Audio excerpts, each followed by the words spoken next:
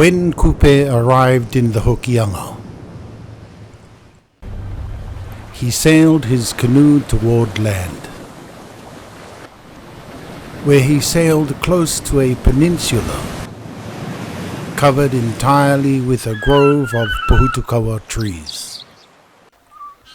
It was a point of land, a headland. Standing beside his daughter Makaro,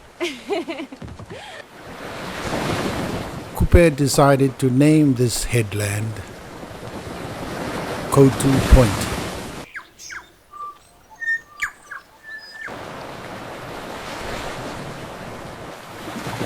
Because it was a narrow piece of land surrounded by water.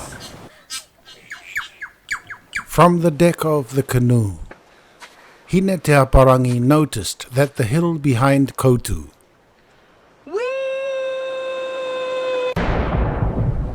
looked exactly like the same hill.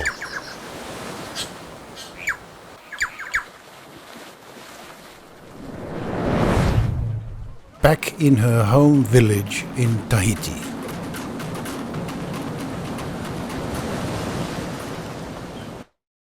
So she decided to name it herself.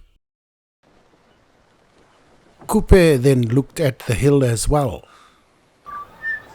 and agreed with her to name the hill above Koutu, or Tawhiti, in memory of the hill back in Tahiti. As the canoe landed on the beach, Kupe and his crew came down from the canoe. As he stepped down onto the sand, he felt a bed of pipi cockles under the soles of his feet. So Kupe went to fetch his basket to collect pipi cockles.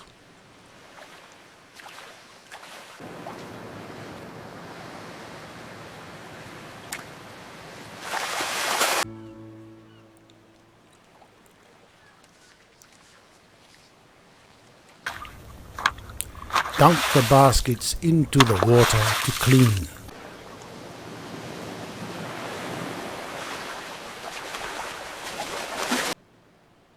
For their dinner.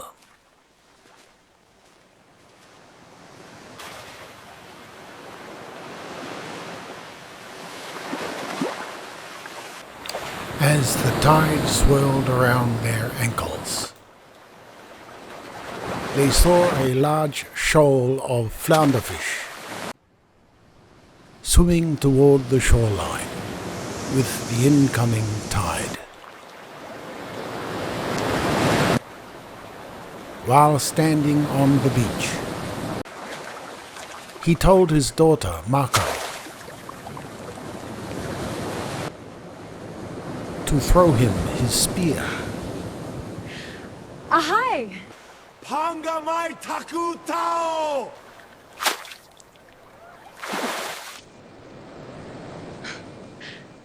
Oh, ai.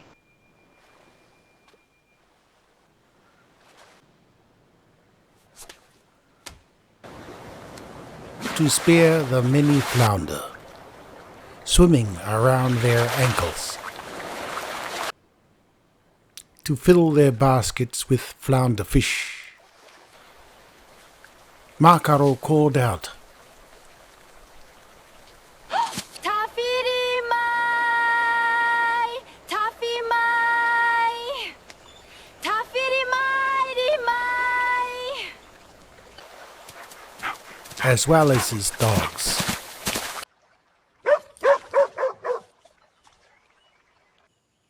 From a grove of mangrove trees, Tawhiri mai! Tawhiri mai!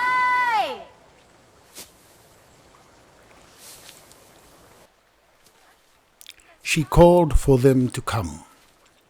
As Kupe got closer to his daughter, Makaro was feeling along the banks of the mudflat.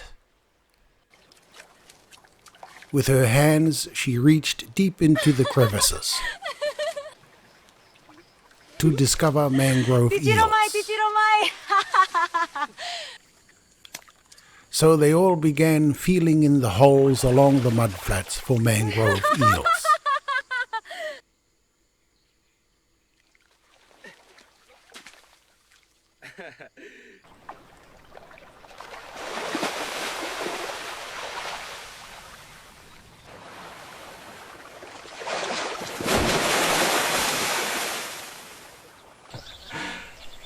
Kupe then threw his net into the drain to catch kahawai salmon. He used his net to surround the kahawai fish, then pulled in the rope at the end of his net. Kupe was surprised at the large catch of kahawai he had caught.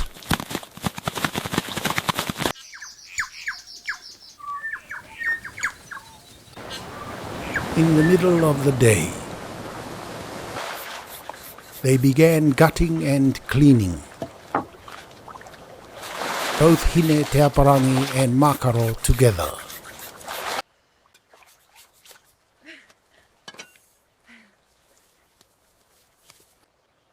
The mangrove eels and kahawai fish to hang on the Whatarangi platform stage,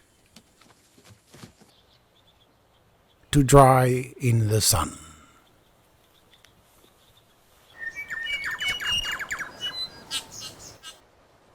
While they were there, they built themselves a house from the leaves of the Nico palm tree.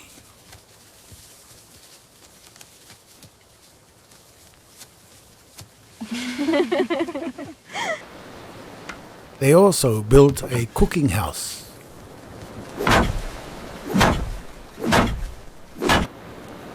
to smoke the kahawai fish.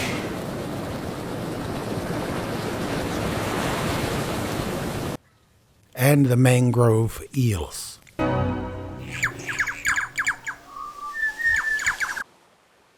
As the sun set in the evening, they gathered wood to light fires.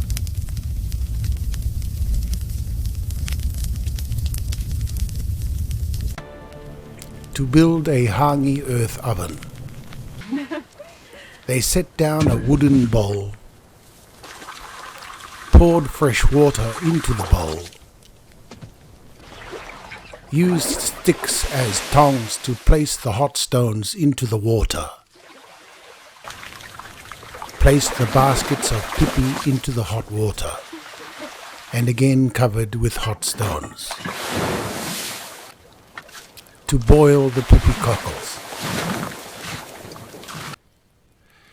With the hangi fire pit, they raked out the embers with wooden spades, to cover up the charcoal embers with earth. Then they swept away any ash by slapping the embers out of the hole, lined the earth oven with mamaku fern leaves, placed the round baskets of sweet potato onto the hot stones, and again put hot stones around the baskets, covered with an earth oven mat, poured a little water onto the hangi, then covered with Nico palm leaves, and cover with soil.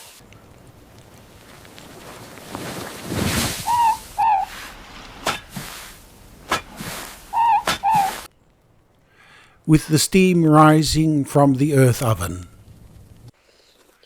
Kupe poured water from his calabash into their hands to quench their thirst, to finish off the hangi.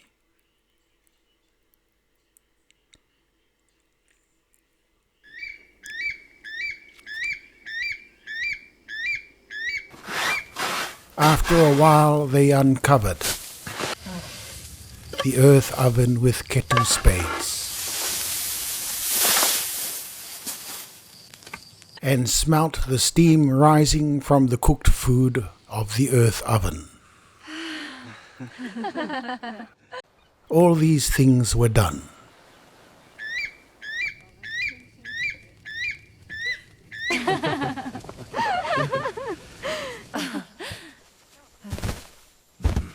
Upon the narrow piece of land surrounded by water. Then they sat down to eat. The boiled pipi cockles, the cooked flounder, Yeah. the smoked eel split open, and the smoked kahawai salmon. With the sweet potato from the hangi as a side dish.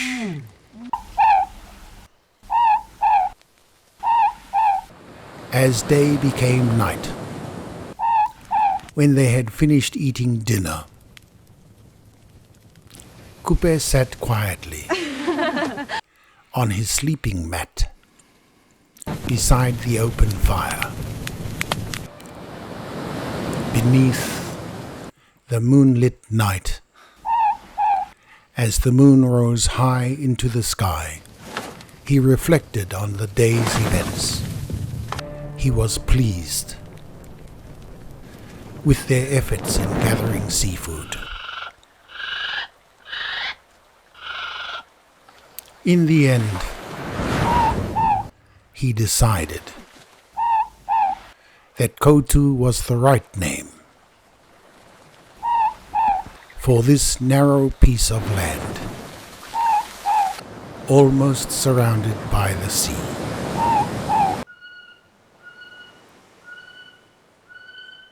This is the story of how Koutu got its place name.